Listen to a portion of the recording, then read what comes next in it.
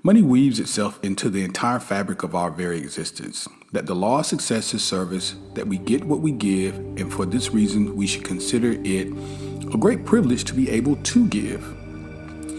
Now, creative thought requires attention, and the power of attention is, as we found so far, the weapon of a Superman. Attention develops concentration, and concentration develops spiritual power, and spiritual power is the mightiest force in existence.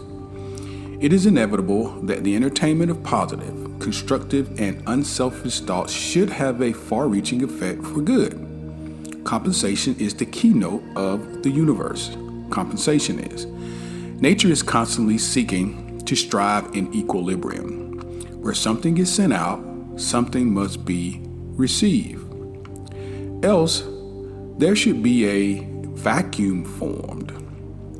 By observance of this rule, you cannot fail to profit in such measure as to amply justify your effort along this line. Welcome to Charles Honnell, the Master Key System. This is part 23, chapter 23.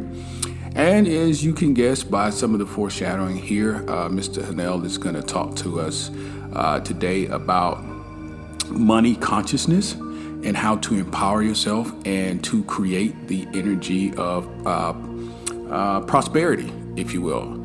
As we know, money is energy. It's a level of vibration. How do we get on that plane of vibration and stay there, for the sake of our financial abundance and prosperity? This chapter is full of key and core methodology for life processes. For me, it was revolutionary in terms of changing my attitude as it relates to money consciousness. And I'm sure it will do the same thing for you. So let's jump straight into it. The money consciousness is an attitude of mind. It is the open door to the arteries of commerce. It is the receptive attitude. Fear is just the opposite from money consciousness. So you have money consciousness and then you have fear. And fear is the opposite of money consciousness. It is poverty consciousness. And as the law is unchangeable, we get exactly what we give. We're going to get exactly what we give. If we fear, we get what we feared. Money weaves itself into our entire fabric in terms of our existence. It engages the best thought of the best minds. Now, here's the first part that was an awakening for me. Number one, that money is considered a level of vibration or consciousness. Just like everything else in your life, you will manifest according to your rate of vibration, according to your mood, according to your habitual thinking patterns. And money is no different. So Honnell is saying here, either you have a money consciousness or you have a fear or a poverty consciousness. So you have two sets of folks. You have folks who are ever concerned about always having enough money, not thinking there is enough. That will fall in the fear category and the poverty category. So when they ever do get a hold of money, they tend to hoard it or, put it in a can and bury a hole, put it in the ground and sit on top of the ground kind of situation, which of course is not a flow. It's not flow from the universal side. It's not flow. If you really do trust the universe and know that there's a flow and you trust life to take care of life and you trust the universe to provide all your needs, because as we've said from earlier chapters that we're talking about being a part of a universal substance where all things are possible, where there are ultimate and limitless resources. So there's no need to fear in terms of your ability to be taken care of. But many of us do. And actually, I was brought up that way. There were times where I would see my parents or grandparents hold on to things that I would think, well, why are we reusing this? Why aren't we throwing that away? There were many times that we did not go places, or it just was a poverty mindset, lackful mindset. Now, on the other hand, you have person number two who really never thinks about money. They always consider that they're going to have. They've always had, and they simply consider they always have. They have the consciousness of abundance. There's no staying up late at night concerning themselves with, how they're going to make ends meet. There's no concern of, losing the revenue stream because they've always had it. They just would consider that, hey, if this goes away, something else will come up. And that's where we all want to be. That's where we all want to be. So we make money by making friends. And we enlarge our circle of friends by making money for them. For them. This is the second thing I had to learn. By helping them, by being of service to them. So I want you to consider this. Consider everything that you have spent money on. Everything you spent money on. Number one, it came from someone else. I mean, you don't buy stuff that you make. So it came from someone else. Let's say, for example, your smart device, your iPhone or your pad or whatever. Consider this. Consider the usability of the device, and consider the inventor of the device thinking about you, the end user, before and while they were conceiving it. In other words, the way that you become profitable and live in prosperity is not considering how you can get money for yourself, but how you can be of service to others. What problem currently exists in my community, in my local community, in my national community, in my world community? What problem could I solve in order to bring value and service to others? What could I give of myself that would bring value and service to others? This is a surefire plan because people will pay you to, number one, solve their problems. And number two, the thing that you have that's within you that we all have, that thing that no one else can really do the way that we do it. Once you identify that thing, you will do it, and you will do it in such a manner that, of course, people will compensate you for it, and the universe will compensate you for it. And it'll be a flow, what we're calling flow. You'll work in an attitude of sheer bliss. You'll be providing service to others. Of course, the others are you also. And you'll be contributing to your local community, to society. And it just doesn't get any better than that. Really, the reason I started this podcast is because this is part of my thing. To be able to provide a particular constructive curriculum on a teaching type format. I love teaching, and I love training and helping people. And it was just an innate thing for me to be able to perhaps provide an overview of content that will help people in a way that perhaps, other people maybe cannot. That's relatable to the listener. There's some value there.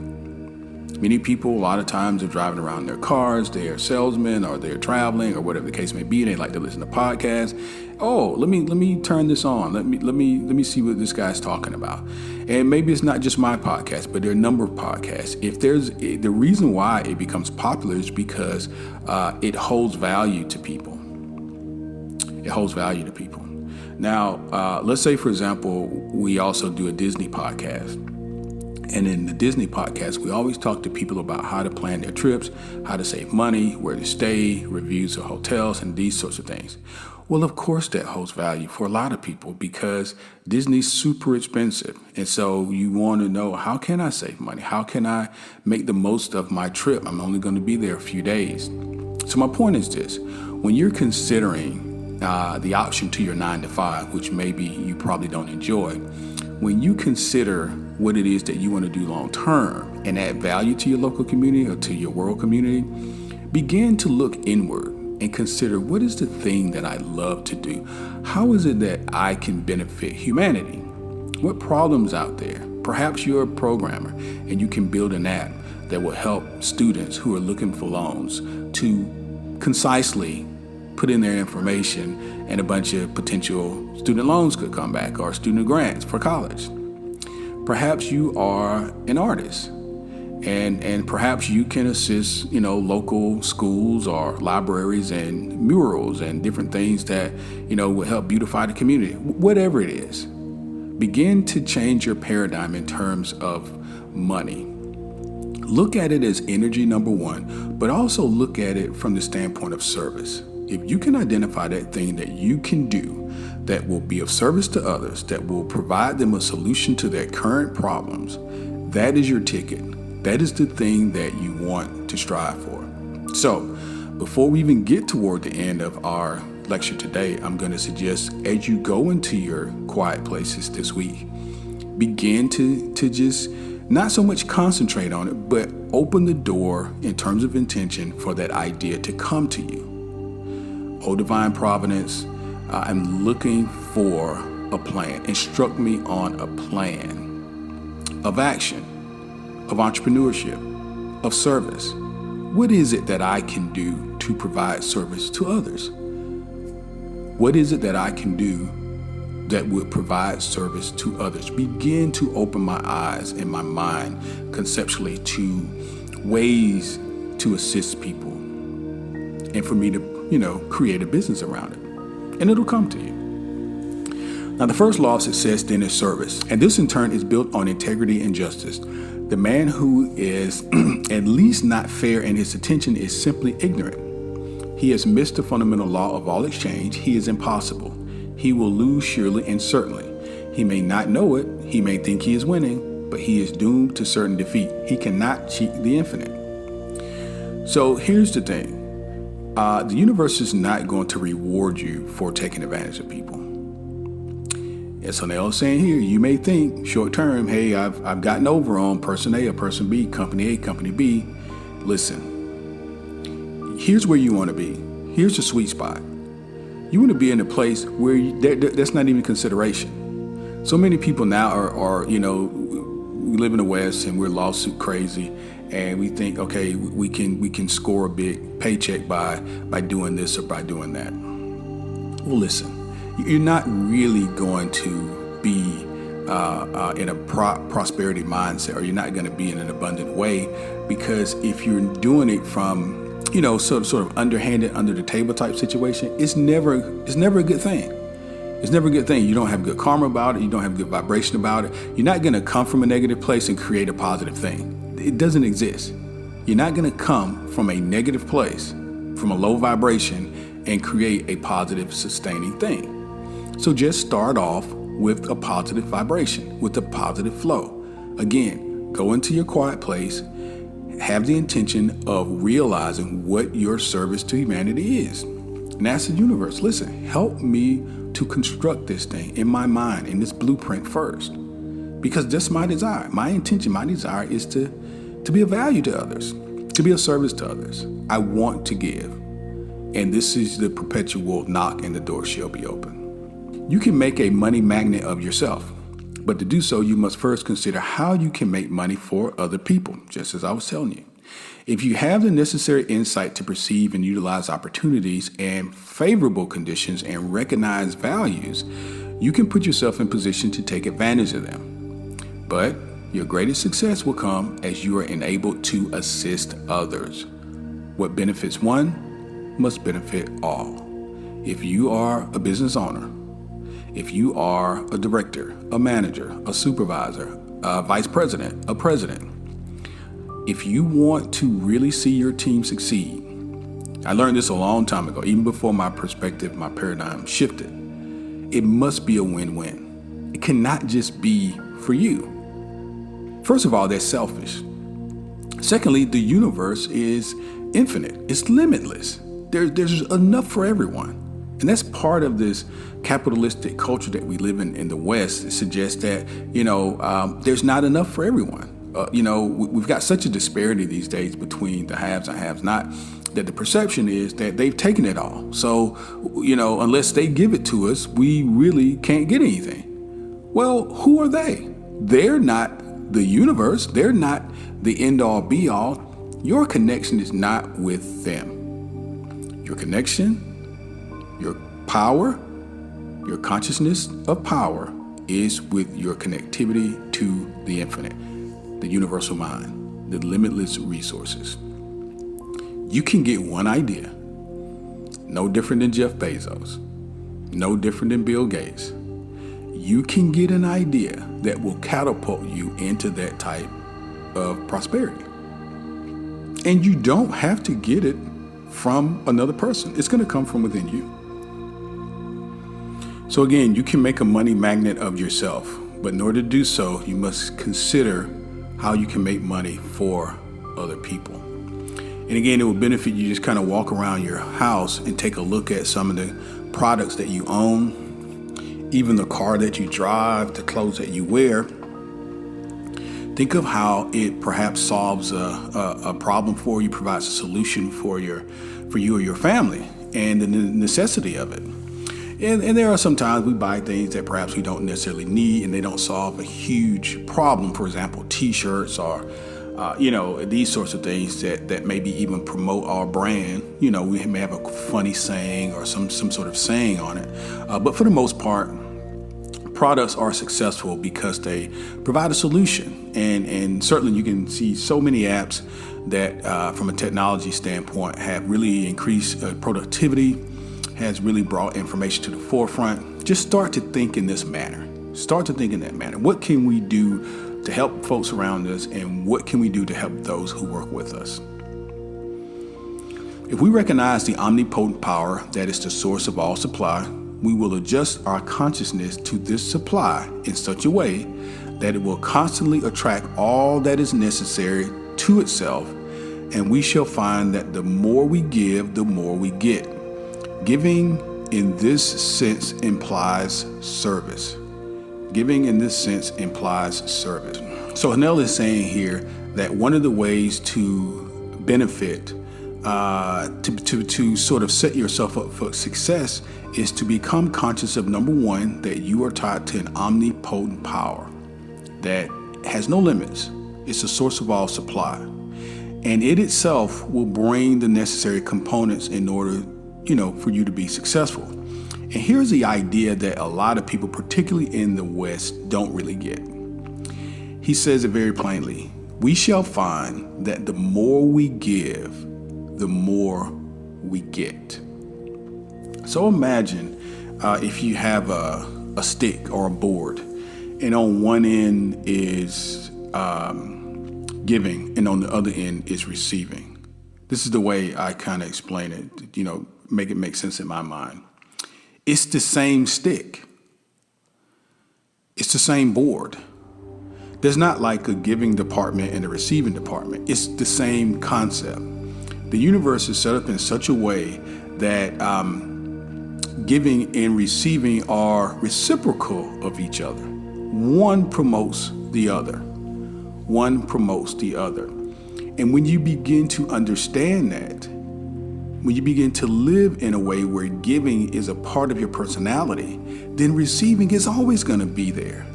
You're always going to be able to be provided for. Why? Because you're a giver. I've not seen it where someone is a giver and they are also lackful, and they're also despondent in terms of, not having resources. I've not seen that. And I've also tested it in my life in terms of being free to give. And I'm not just talking about money, but of course money is part of your resources, but of your time, of your talent, of your energy, of your money, whatever you have that you can give, just test it out.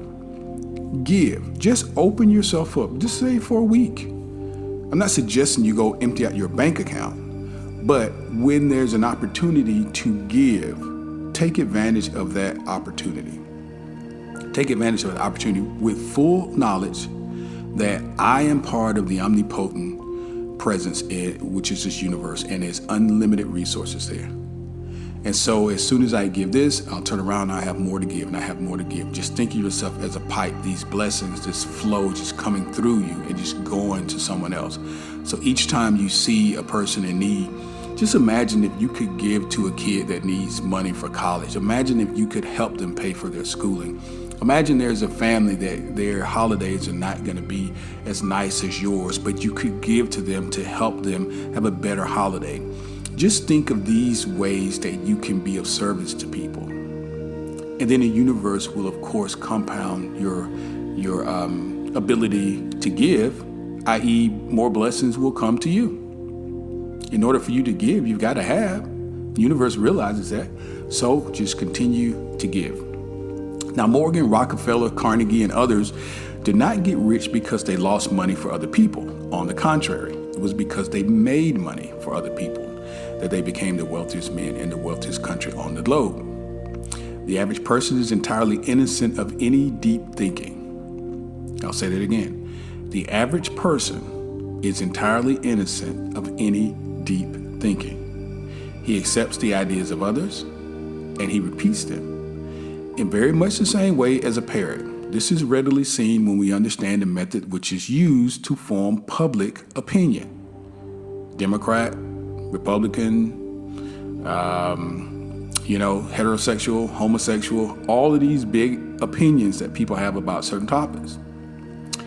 And this docile attitude on the part of a large majority who seem perfectly willing to let a few persons do all their thinking for them is what enables a few men in a great many countries to usurp all the avenues of power and hold the millions in subjection. Creative thinking requires attention. He said a mouthful here. In a lot of countries, of course, there are primarily men who sit atop of the hill, and their ideas, they generally rule millions.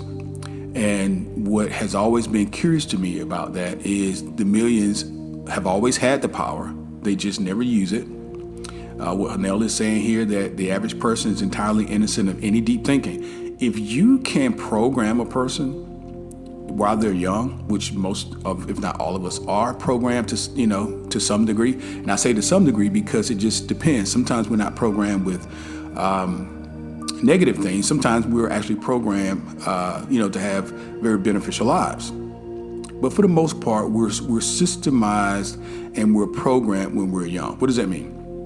That means from ethnic standpoint, we're part of this group. From a sexual standpoint, we're part of this group. From a geographical standpoint, we're part of this group, this country. We say our Pledge of Allegiance and our this and that. From an educational standpoint, we're told and we're instructed on how to be. And for the most part, people don't, they don't question that. I mean, their entire lives, they don't question that. And so Hanel is saying, hey, the average person is entirely innocent of any deep thinking. They never consider. I'll tell you this. The churches that I went to, I dare say that if I was to vocalize some of the questions I had sometimes about some of the sermons I heard, it would probably result in people running me away from the church. Because my question would come across so ludicrous. And first of all, why are you even questioning? You're not supposed to question the pastor or the man of God and all these sorts of things. To tell someone and for someone to be considered that they are the universe or that they are God certainly would have ran you away. They're not deep thinkers. That's why you hear terms like 99, you have the 1% and these sorts of things. Because unfortunately, the majority of people do follow. And they don't have to. You don't have to. If you're listening to this, I think you're part of the 1 and not the 99, quite honestly. Now, again, so you got Morgan, Rockefeller, and Carnegie. So these are folks who, just as a side note, Napoleon Hill interviewed in, Think and Grow Rich and these sorts of documents that he talked about, not so much how they succeeded, but how they got through failure. And one of the ways that they got through were to be able to identify ways to help other people. Again, this goes back to in terms of service. If you can figure out a way to bring your passion to a serviceable level to help provide a solution for a particular opportunity in your community, in the world community, local community, doesn't matter, then that's where your prosperity lies. That's where it lies. The power of attention is called concentration. This power is directed by the will. For this reason, we must refuse to concentrate or think of anything except the things we desire. Many are constantly concentrating upon sorrow, loss, and discord of every kind. As thought is creative, it necessarily follows that this concentration inevitably leads to more loss, more sorrow, and more discord. How could it be otherwise? So if you've not listened to chapters 1 through 21 or 22, then you need to really go back and listen to those, because what Hanel is saying there and what we've talked about the entire book basically is how to establish a positive, affirming, habitual thought pattern. Why? Because it's like Buddha said, just like any great teacher said, Jesus said, those things that you think about, you will become. As a man thinketh, so is he. According to your faith, be it unto you. There's a ton of different holy scriptures and sayings that will reference this. This is not new information, perhaps new to you, certainly new to someone who is unconscious. But if you're habitually thinking negative, then how would you manifest something positive out of negative thinking? It doesn't compute. It doesn't compute. So develop yourself a positive habitual thought pattern in order to get the achievements that you desire, the wanted, not the unwanted. Now, spirituality is quite practical, very practical, intensely practical. It teaches that spirit is the real thing, the whole thing, and that matter is but a plastic stuff, a plastic substance, which spirit is able to create, mold, manipulate, and fashion at will. So what we see in the objective world is what Hanel is calling matter. Is what Hanel is calling matter. And spirit, which is the real substance, the part that you can't see, it can manipulate that matter into whatever it is that it desires. If it's a car, if it's a person, quite honestly, your body has come together based on the spirit which dwells around it. Not so much in it, because I told you before, you got to start thinking bigger. So we're always taught that our spirit is in our body. Well, quite honestly, that's not scientifically true, because the field of energy far exceeds from what you can see from your flesh. So the truth of the matter is, your body is inside your spirit. Your body is inside your spirit, your zone of where your spirit is, the energy that makes this body animate. And the reason it moves and animates is because of the spirit, of which you can't see. So the body would be considered what? Matter. It would be considered matter. Now, spirit can manipulate, create, mold, fashion matter at its will. When you come to this understanding, you see how practical this is. So, for example, here's something good for you today. So, for example, if you're in a situation where you say, you know what, I don't really like this situation that I'm in. I would like for it to change. Have the understanding that whatever the situation is, it, number one, can change. Spirit is all there is, and it can manipulate and create and mold your situation to a better situation. How do I do that? Well, you must see it first. You must see it first. You must imagine it first. You must create that visualization. You must create that ideal. And you must visit it several times a day, all day. You must impregnate it with the emotion that goes along with it. How would you feel if you were in that better situation? How would you feel? Couple that with what you see. How would you feel? Couple that with what you see. And at some point, from the spiritual into this manifested, objective, external world we live, will come that situation. There's no other thing that could happen. Now, conversely, you must remember that the way that you got into this situation that you don't like, more than likely, because it happened to me, was you were practicing negative habitual thought patterns. You thought it into being. It wasn't your intention. No one intently wants to go into a bad or a negative situation. But we do it to ourselves all the time unknowingly. Now that you know how creation works, be what Abraham calls a deliberate creator. Be deliberate in your creating. Be conscious of your power, be conscious of your thoughts, and be a deliberate creator. Spirituality is the most practical thing in the world. The only really and absolutely practical thing that there is. This week, let's concentrate on the fact that man is not a body with a spirit, but a spirit with a body, which is what I just told you. And that is for this reason, that his desires are incapable of any permanent satisfaction in anything not spiritual. Listen, I love the car that I drive. And when I was a kid, I wanted to have this particular type of car. It's a BMW. And I've always loved BMWs. And I absolutely love my car, okay? But I am conscious of the fact that it is not here to satisfy me on a spiritual level. My world is not going to fall apart if my car goes away. Okay? I appreciate it. I value it because I think that's what you're supposed to do. That's the way you show appreciation. My grandfather told me years ago, the Lord's not going to bless you with anything new and better until you take care and appreciate what you have. And I think that is ancient old wisdom. Show appreciation. Show gratitude. Gratitude and your attitude takes you a long way. That's your ticket into a high vibration, quite honestly. We haven't talked about it yet, and I'm going to make myself a note to just do a video on that. But gratitude is the ticket. Be grateful for everything that you have. And be grateful in every situation you are. Just be grateful. It may not be where you want to be, but be grateful. Why? Because I'm learning something from this. I'm going to take something away. I'm going to be a better person after this. Okay? Now, what Hanel is saying here is that because you are spirit and you are eternal and you are not a physical being, the things in this physical world are all temporal. They're only going to be here for a little while. So don't get attached. Don't get attached. Appreciate them. Don't get attached. Realize what it is for what it is. Money is therefore of no value except to bring about the conditions which we desire.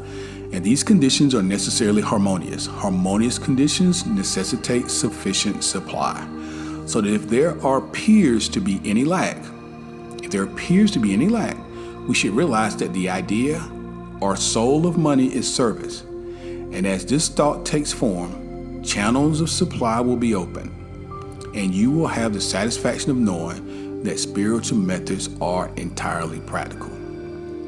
So I mentioned to you before earlier in this particular lecture that this week that our project or our work for the week in terms of concentration and our quiet time was going to be to consider what our service could be to others. Consider, number one, that you are part of the omnipresent, this universal substance, and that spirit is all there is. And consider that you are connected to a well of limitless supply. So that's number one. And then after that, consider that your success is going to come through service. Your success is going to come through your ability to serve others. Okay? What is the first law of success? Well, I just said it, service. How may we be of the most service? Have an open mind, be interested in the race rather than the goal, in the pursuit rather than the possession. What is the result of selfish thought? Selfish thought contains the germs of dissolution. I'm just going to do this for me, for my family. I'm just going to put all this money together and I'm going to put it in a can, I'm going to dig a hole, put it in the ground. It's not helping anyone. It's not what that energy is for. It's negative energy. And lastly, how will our greatest success be achieved?